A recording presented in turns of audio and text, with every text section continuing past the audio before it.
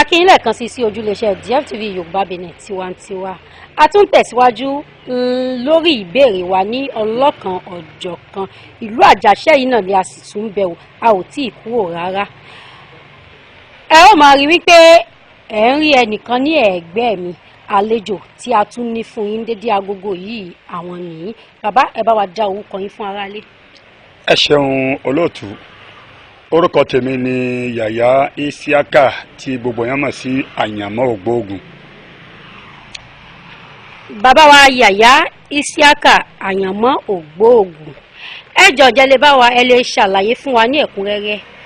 Irú ipa wo ni ẹ̀yin kó lórí àlàyé tí a ti ń ṣe bọ̀ láti ẹ̀kan?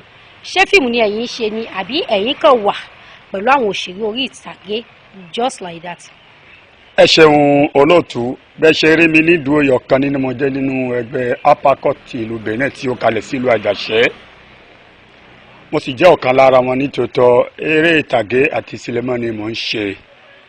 Ipa tí mo kó nínú eré ìtàgé tàbí eré sinimá ó pọ̀ púpọ̀. Mo ń ṣeré ìtàgé, mo ń ṣe sinimá, kódà dàrẹ́tọ̀ ńlá ni mo jẹ́ nínú eré ìtàgé àti sinimá. Ó dáa, a ti gbọ́ ọ̀rọ̀ yín. Ẹni pé dàrẹ́tọ̀ òun ni lẹ́nu òṣèré orí ìtàgé àti sinimá. Ǹjẹ́ lè bá wa yànnàná díẹ̀ nípa àwọn ìrírí tí ẹ̀yin gan ti rí lẹ́nu iṣẹ́ yìí?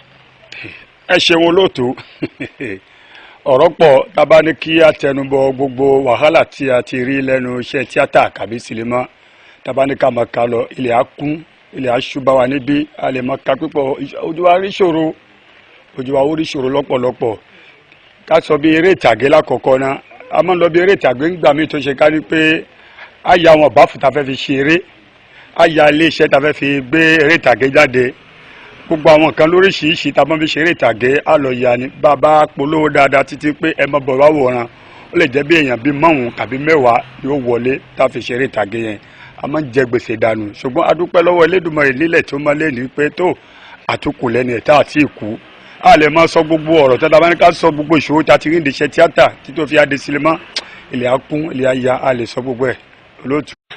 Ǹjẹ́ ẹ tún lè sọ fún wa ohun tí ẹ̀yin fẹ́ láti ọwọ́ àwọn aráàlú kí lè ràn lọ́wọ́ yín tí ẹ fẹ́ láti ọwọ́ àwọn aráàlú? Ẹ ṣàlàyé fún wa ní ẹ̀kúnrẹ́rẹ́ ká gbọ́. Ẹ ṣeun olóòtú. Ọ̀pọ̀ nǹkan ní jẹ wá níyà nílùú Benin táwáyé, pàtàkì jọ nínú àwa tá à ń ya sinimá. Àwọn tí wọ́n jẹ́ kámẹ́rámà nìkan kọ́ ni wọ́n ní kámẹ́rà. Ọ̀pọ̀ èèyàn wà tó ṣe ká ní pé kò ṣe sinimá, kò ṣeré ìtàgé tó dá ní kámẹ́rà ní fún ara rẹ̀. À ń bẹ̀rẹ̀ wa lórúkọ tọlọ́run, a tún fi ànábì fi bẹ̀ wọ́n pé gbogbo wọn àyàn bẹ́ẹ̀ tó máa wà ní kọ̀rọ̀ kan jọ jáde.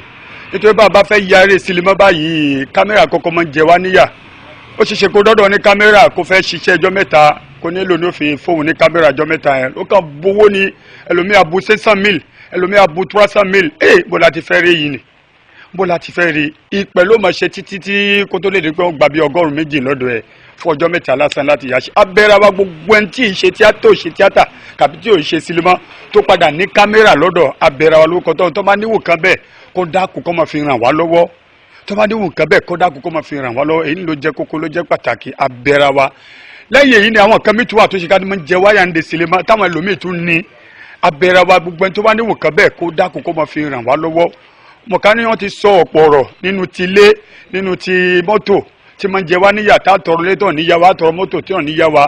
Bó bá yọmọ sọ pé sinimá ta ṣe kò yáàyè kò dùn àárín kankan ló gbogbo àwọn kan yẹn wà nù tí ń jẹ wáyà.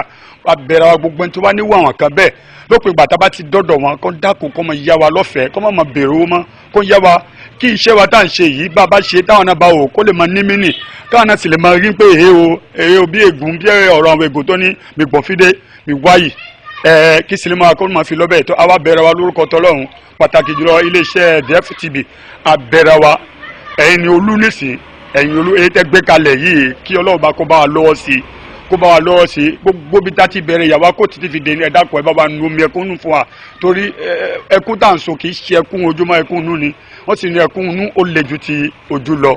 Ẹ̀bẹ̀ abẹ̀yìn ṣe rí kámẹ́rà pẹ̀lú gbogbo àwọn nǹkan tó dé jẹ́ ìlú kámẹ́rà à ń tọrọ ní pé gbogbo àkígbà tá a bá gbọ́dọ̀ yín pé iṣẹ́ yá ẹ dákun ẹ ràn wá lọ́wọ́ abẹ̀yìn ni. ọ̀rọ̀ lẹ ti gbọ́ ní láti ẹnu àwọn òṣèré orí ìtàgé ìlú Benin.